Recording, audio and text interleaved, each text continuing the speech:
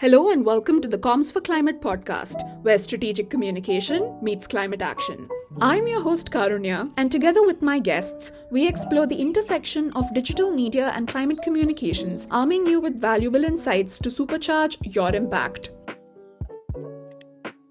Digital platforms often present challenges that can take an emotional toll on climate communicators and creators, leading to the apathy-action paradox, where activists increasingly find themselves crippled by indifference in the face of the climate emergency. This episode unpacks the experiences of the emotional labor involved in digital climate activism and argues for the greater need for well-being programs for creators.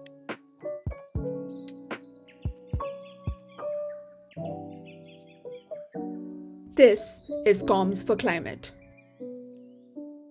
Our guest is at the forefront of climate advocacy, leaving her eco-footprint on the world as the CEO of Earthly Institute, an environmental charity that works alongside several international organizations to educate over 350,000 people worldwide on environmental issues. I am honored to introduce Gigi Cam, a true powerhouse who is trailblazing the future of digital climate activism. Welcome to the show, Gigi. Thank you, Karunya. It's a pleasure to be here.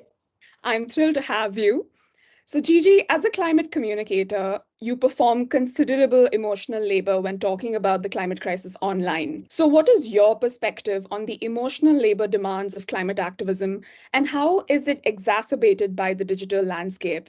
So as climate creators, we're not only managing the emotional toll of talking about the breakdown of our living world, but also ensuring that our content doesn't overwhelm or alienate audiences. While we do our best to speak to our audience with care, often we don't get that same care in return. I've found that our emotional labor is intensified by the affordance of anonymity on digital platforms that veil bullies and trolls.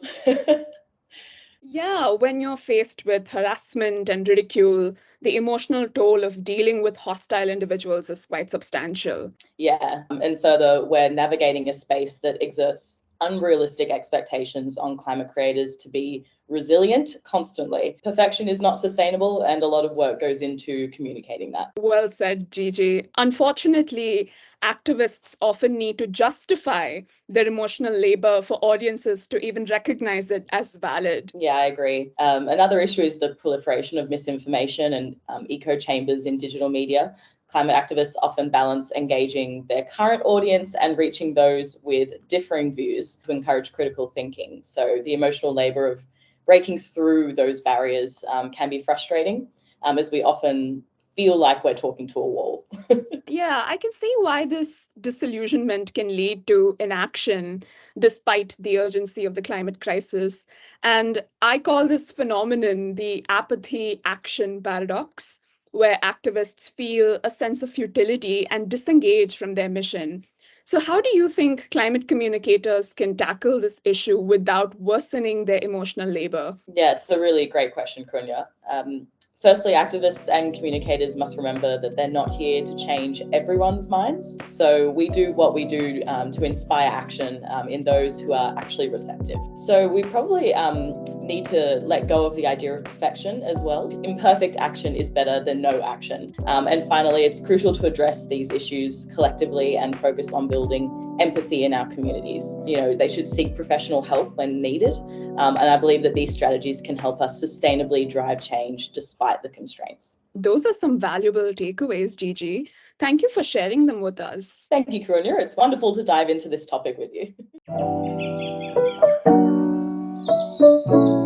And that's a wrap on our second episode. Stay tuned for more conversations on using digital media to fight climate change and making a real difference. Until next time.